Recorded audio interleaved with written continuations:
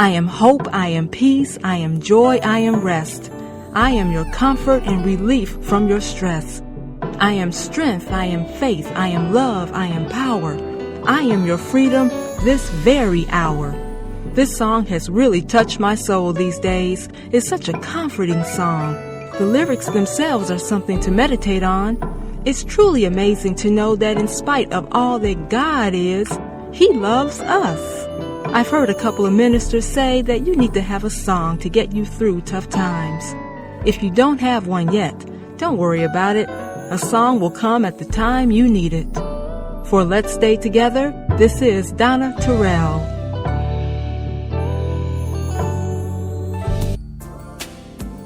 Good evening. This is Brenda McCain from the Let's Stay Together talk show. Here's this week's announcements. With heavy hearts and great sadness, we send condolences out to our very own Tracy Howard for the passing of her father. You and your family are in our prayers. Join us next week, June 23rd.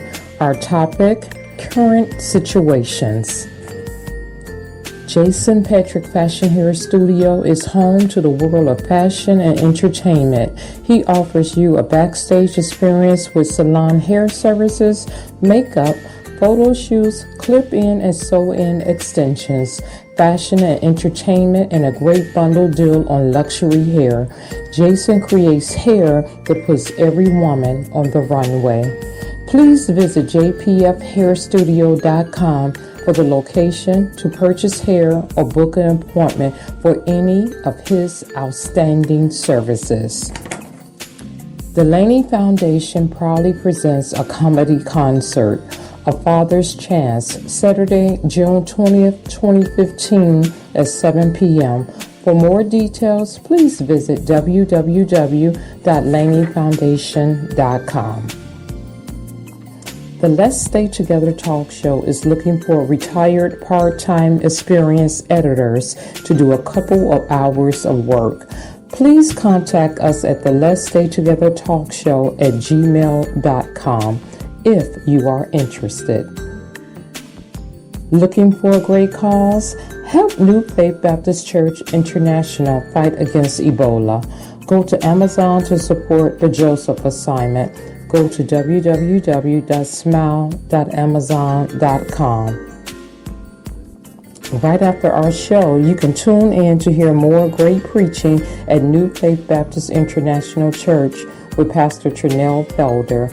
This broadcast comes on every Tuesday at 9 p.m. at WYJS. This concludes the Let's Stay Together talk show announcements.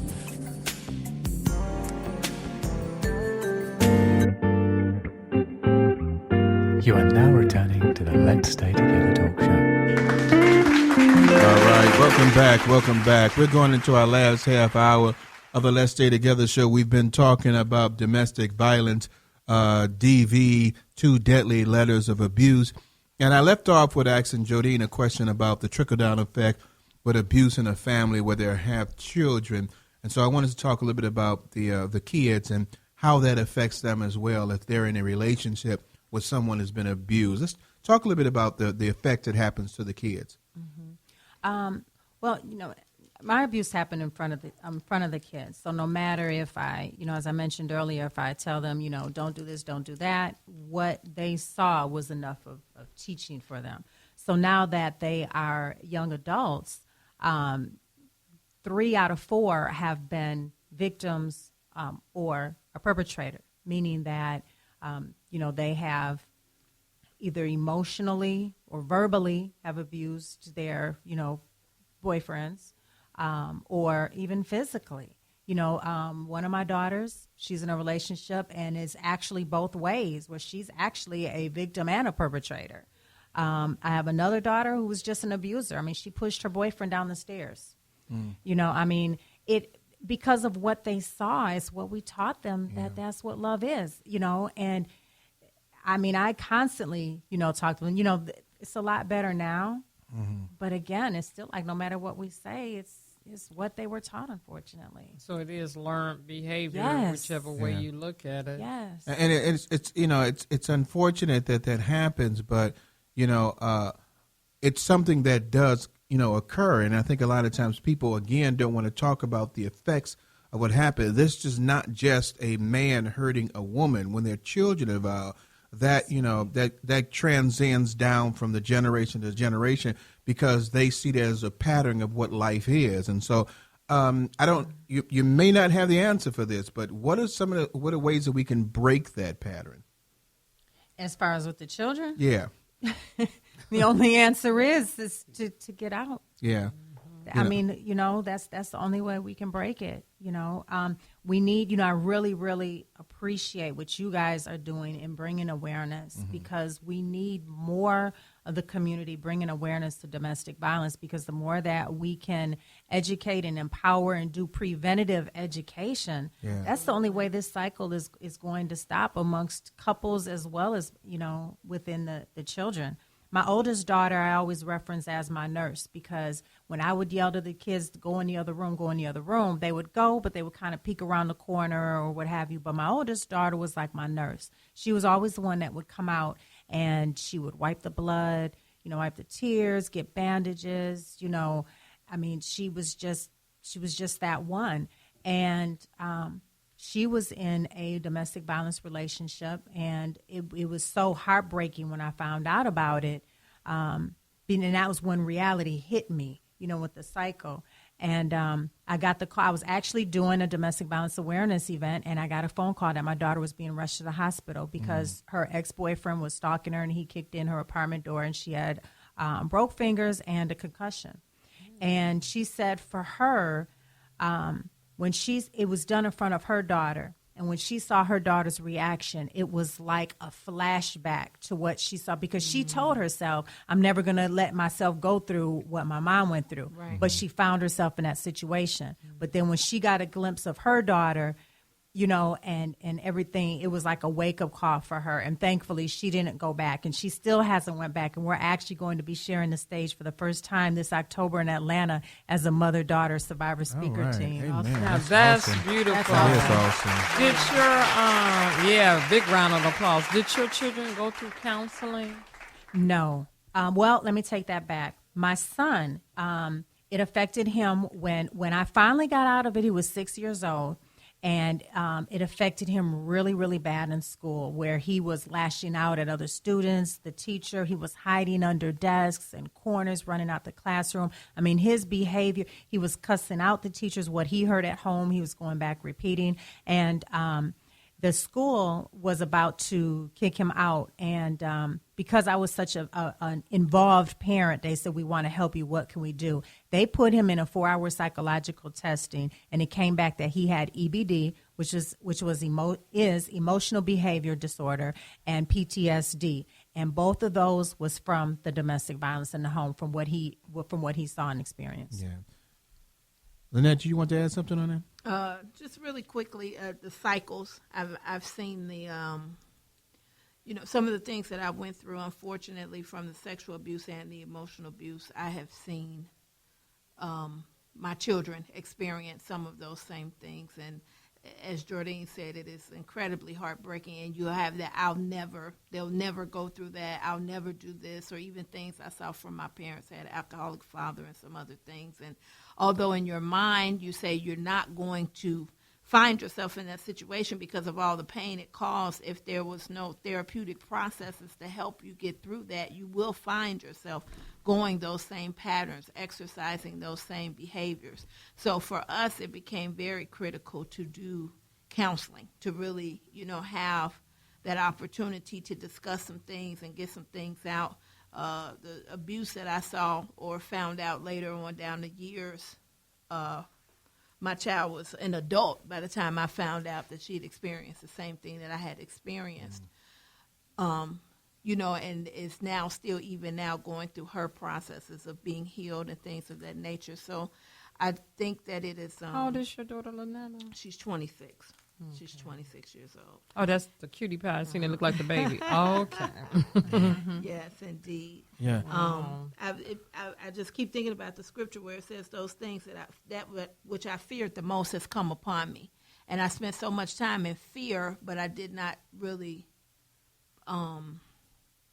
proactively. I think sometimes there are certain things that you can do proactive, and I know when you're in the midst of a situation, sometimes you're not thinking about it. But even for those right now who are getting out or who have experienced it, and now you're hearing our message now, then you have an opportunity. You don't necessarily have to wait until your child exhibits some type of behaviors. If you know that they were in that environment, then you can take that opportunity to now begin to either discuss some things with them or just have them be in an environment where they can talk. And I think another thing that's so important, like we said, speaking out, having this platform, which I'm grateful that you all have the platform, but getting back to those communities. Jodine talked earlier about the sisterhood that she has with the organization that she's with. There's strength in numbers oftentimes. So when you are able to come out, even using those platforms to have things, we can have things specifically for children. Give them an opportunity to share their story. Give them an opportunity to share what's on their hearts, so that they can begin to go through their own therapeutic processes. Yeah.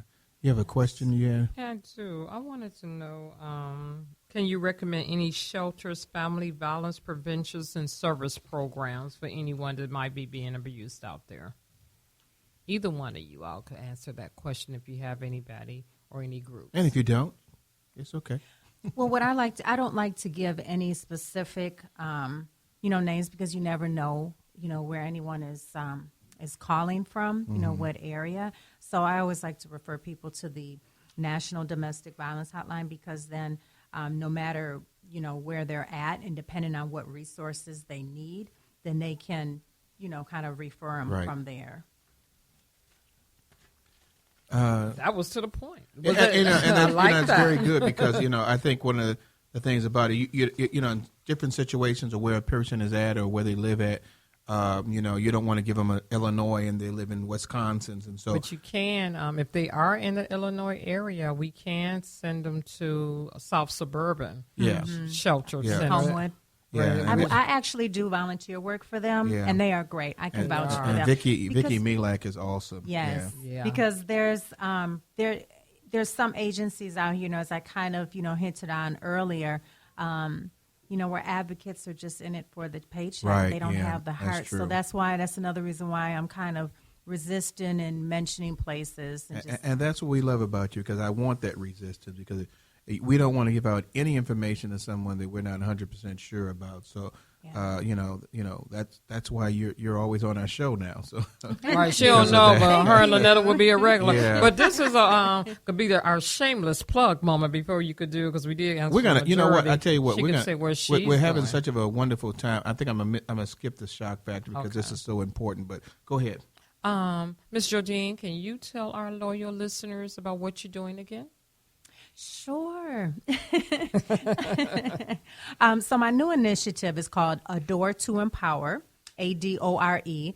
And the meaning of adore is basically to raise up high self-esteem, to be upheld with the highest self-esteem. So Adore to Empower is a sisterhood organization for domestic violence victims and survivors, as well as supporters. So it's twofold. So even if you're not a victim or survivor, but you have a passion or an interest in the cause, you can still be a part. I don't want to give out too much information yet, because I don't want to spoil our pre-launch, but we are actually officially launching June 27th.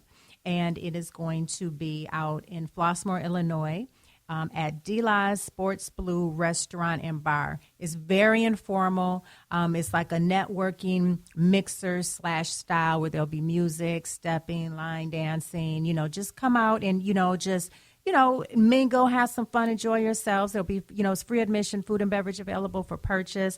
I will be it's from 6 to 9 p.m. That's the last Saturday of this month, June 27th, 6 to 9 p.m. I will take about 10 minutes out of the evening and do a more formal introduction of who we are, introduce my team as well. But also in the meantime, I would love if you go to our website at www.adoretoempower.org. That's ADORETO EMPOWER.org.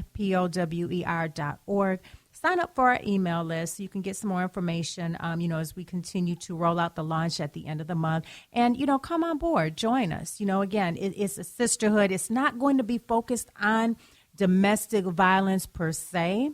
It's going to be more on women